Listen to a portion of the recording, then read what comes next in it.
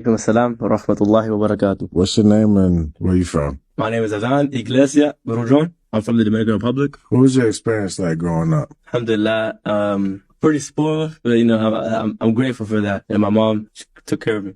Was your father in the household? When I was little, yes, but later on in life, no. Did you always believe in God or come from a religious family? Yes, Catholic. I was younger, did my first communion, baptized. I did always believe there was a God. I was reading my Bible. I won't say every night, but I read it like a lot, like till you get so tired, your eyes like starts getting heavy. Why was you reading the Bible?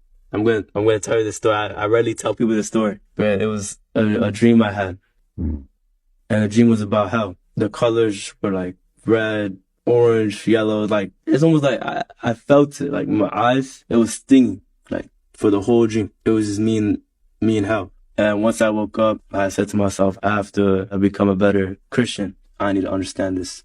Why? What am I doing? How did you first hear about Islam and what attracted you to it? I first heard about Islam when I was actually pretty young. I talked to a friend of mine. How old were you? How old? I do not remember, but that friend of mine, he's been with me since elementary. So we always talk about religions. We were both very interested in. What was your friend, the Muslim friend that you had? What was he explaining to you? Alhamdulillah, he explained the Islam the best way possible. He didn't overcomplicate me with, you have to pray 5 times a day. He didn't pressure me into anything. Usually I asked the questions, but he gave the best responses. He didn't water down Islam, but he made it it's perfect, smooth. MashaAllah. It's a good friend. May Allah reward him.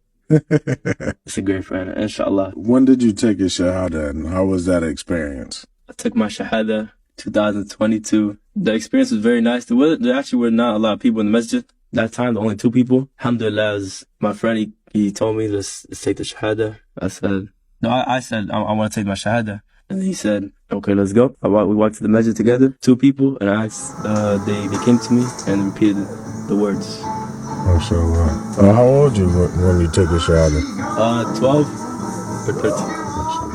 I think 12, yeah. How did your life change after becoming a Muslim? Islam for me was the answer for everything.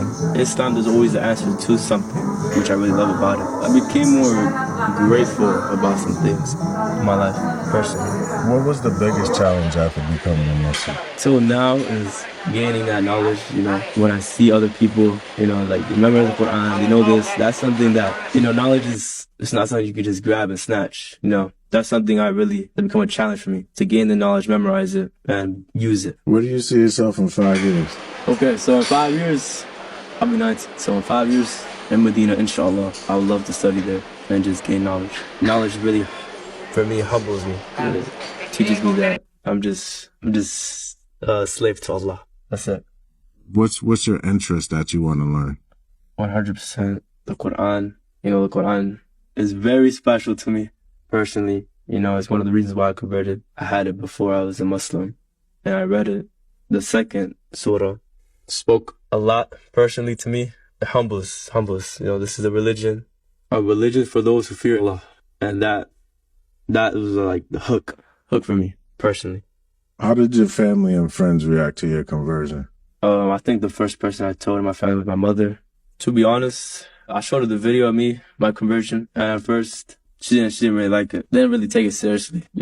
Why this guy this is random. It was completely random. He came, I'm Muslim. I'm Muslim now. As they started me changing, they realized this kid's serious. They say I changed, right? They say I changed for the worse. What would you like your mom to understand more about?